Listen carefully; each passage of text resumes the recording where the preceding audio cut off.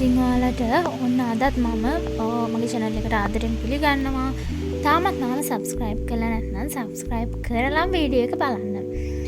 අද දවසේ ඉතින් මගේ උදේවරුව ගෙවුන විදිය තමයි අද මේ වීඩියෝ එකෙන් ගේන්නේ. මේ දවස්වල ඉතින් exam උත් නැතුව ගෙදර ඉන්න හින්දා පොඩ්ඩක් පරක්කු වෙලා තමයි ඉතින් මම නැගිටින්නේ.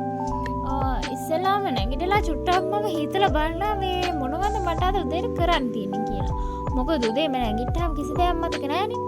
ඒකින්ද චුට්ටක් කල්පනා කරලා බලලම ඇලෙන් බහලා යනවා ඉතින්.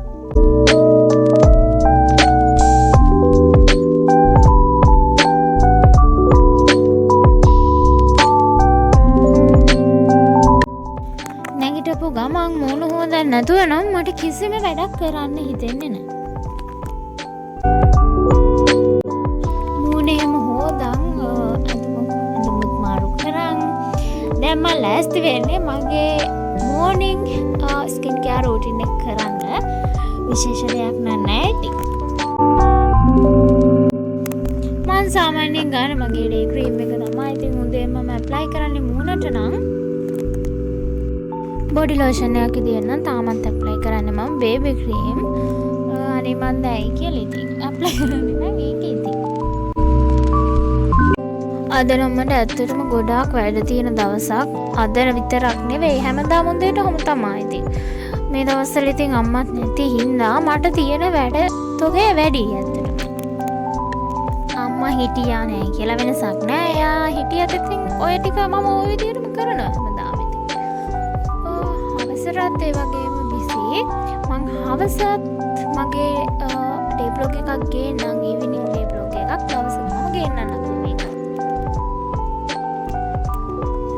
කැම්පස් යන්න උනාට පස්සේ මම ලිප් බාම් ඇප්ලයි කරන්න පුරුදු වුණා. දැන් මට අර පුරුද්දක් විදියට ඒක ගෑවෙනවා. මොකද එතකන් නම් කැම්පස් යනකන් නම් ගෑවේ නෑ. ඒ වුණාට කැම්පස් යන්න උනාට පස්සේ පාවිච්චි කරානේ. ඉතින් දැන් ඒක පුරුද්දක් විදියට මම ලිප් බාම් එකක් අනිවාර්යෙන් දානවා. ඒ වගේම තමයි මම මගේ කොණ්ඩේට ඇප්ලයි කරන්න තෙල් එක මමම ගෙදර හදාගත්ත එකක්. ඉතින් ඒක ගැනත් වීඩියෝ එකක් මම ඉස්සරහට ගේන්නම්. මොකද්ද තෙල් එක එහෙම කියලා. මම නම් කොණ්ඩේ ගොඩක් වැටෙන එක ඉස්සොරි ඒ වගේ ගොඩක් දේවල් අඩු වුණා ඇත්තටම තෙල් එකෙන්. මම නම් ගොඩක්ම කැමති කොණ්ඩේ ගොතලා ඉන්න. ඒක ගෙදර නෙවෙයි කොහේ හිටියත් මම ගොඩක්ම කැමති ඒකට. මම හිතනවා ඒක ගොඩක් නිදහස් ඔළුවටත් සහ මේ එතකොට ආහාරයෙන් කොණ්ඩේ වදින්නේ නැහනේ. මට අනේ මම කැමති නැහැ කොණ්ඩේ කඩන් ඉන්න. ඔතාගෙන ඉන්න එක ඇත්තට මේක පුදුම නිදහසක් ඔළුවටයි මටයි ඔක්කොටම. ඒ වගේම මම කැමති නැහැ ඇත්තටම පොනි ටේල් දාන්න. මොකද ගොඩක් හිරට ඔළුවට එතකොට ඒක මම ඒක මට හරිම වදයක්.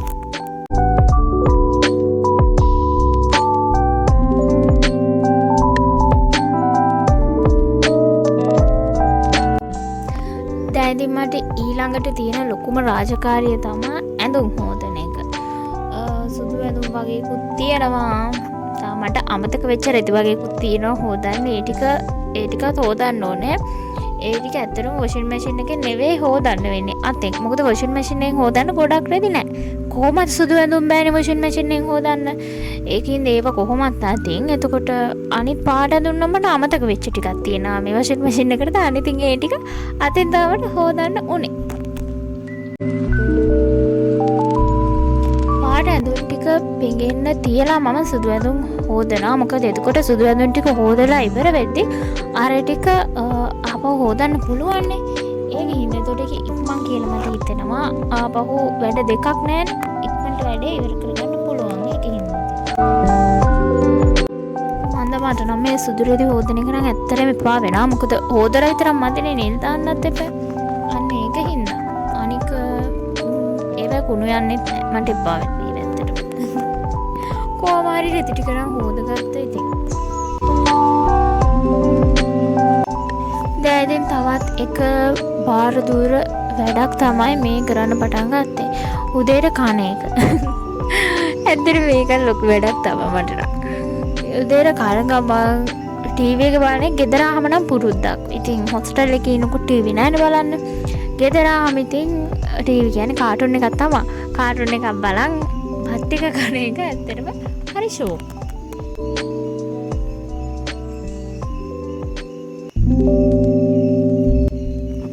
උදේට කෑම කනකොට කෑම කනවා ටීවී බලනවා විතරක් නෙවෙයි. ගෙදරත් එක්කත් කතා කරන්නේත් මම මේ ටයිම් එකට. ඒක හරි ෂෝක්. ටීවී බලනවා යාළුවෙක් කතාත් කරනවා බතුත් කනවා ඔක්කොම ටික කරනවා. කෑම කන ගමන් මම කල්පනා කරන්නේ මම ඊළඟට අහන සින්දු මොනවද කියලා.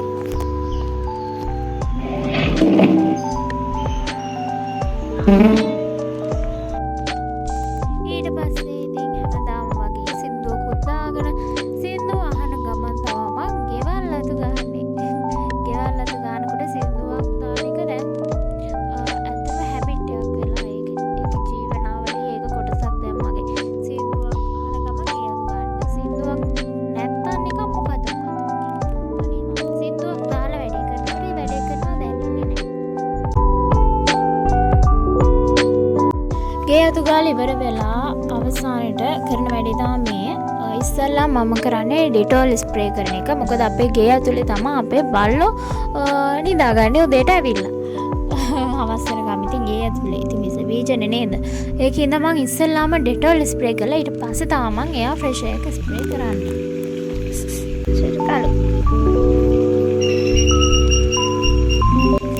මේ ඉන්නේ මගේ එක චාන්වියේ.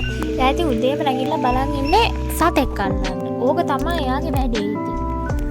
ඒක කියනකොට ඉතින් අමතක කරලා බෑනේ ඒගොල්ලන්. මට ඉන්නවා බල්ලෝ 4 දෙනයි. ඔන්න ඔය හිටපු පූස් පැටියයි. ඉතින් ඒ චූටි කරදර පහට කැම දෙන්න බෑ නේද? එයාලට කැම දෙන වැඩේ තමයි මම ආසම වැඩේ කරන්න. ඉතින් 4 දෙනා මම පෙන්නන දවසක එයාලා එක්කත් vlog එකක් කරන්න මම හරිම ආසාවෙන් ඉන්නවා. එයාලා එක්කත් මම vlog එකක් කරලා දානවා අනිවාර්යයෙන්ම. මොකද මම ආසම දෙයක් එක මම ඒ වස්තාවට මාරම ආදරේ. ඔන්න බානක තව ටිකකින් හොම්බ අප්පෙන්නේ. ඔය පේන්නේ ඔය එක්කෙනෙක් ඉතින්. ඔය ඉන්නේ හොම්බ පෙවුන එක්කනා තමයි. ඔය ඉන්නේ තව එක්කෙනෙක්. ඉතින් තව එක්කෙනෙක් ඉන්නවා එයා නම් ගෙදර නෑ ඔය මම කෑම දෙන වෙලාවේ. ඒකින්ද එයාව නම් වීඩියෝ එකට ගන්න බැරි වුණා. ඔය ඉන්නේ අපේ චූටි කලෝ. එයත් කන ගමන් තමයි ඉන්නේ. ඔය ඉන්නේ තව එක්කෙනෙක්. එතකොට 3 දෙනෙක් දැන් ඉන්නමනේ 4 වෙනියා. මම කලින් වීඩියෝ එකක පෙන්නලා තියෙනවා 4 වෙනියා ඉන්නවා ඒකේ. ඉතින් 3 දෙනයි අද වීඩියෝ එකේ නම් මට හොයාගන්න හම්බුනේ 4 වෙනියා. අනේ මන්දයා ගෙදර නෑ.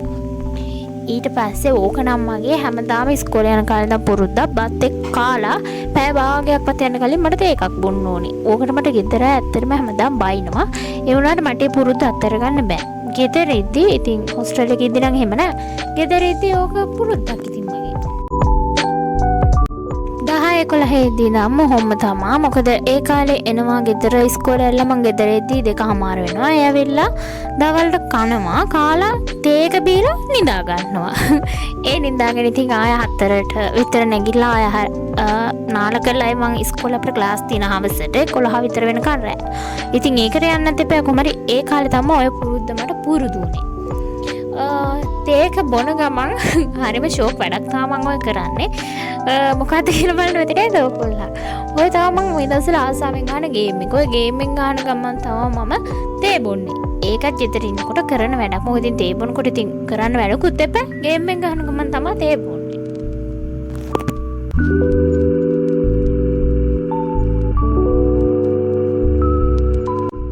ඇත්තටම මේ ගේම් එක නම් මාරම ඒක කියන්න වචන නෑ. ඒක මාරු. පිරිමිලා මම ඉතින් ඕවට ආස නෑ නේ. ගෑල්ලා මම ඉතින් ආස කෑම හදන ඔය වගේ වැඩවලට. ඉතින් කොහොමෙන් හරි වීඩියෝ එකේ අවසානයේත් දැන් එන්නම ලඟ වෙනවා. ඉතින් තාමත් මම subscribe කරලා නැත්නම් අනිවාර්යෙන් මම subscribe කරන්න සහ යාළුවන්ටත් බලන්න share කරන්න.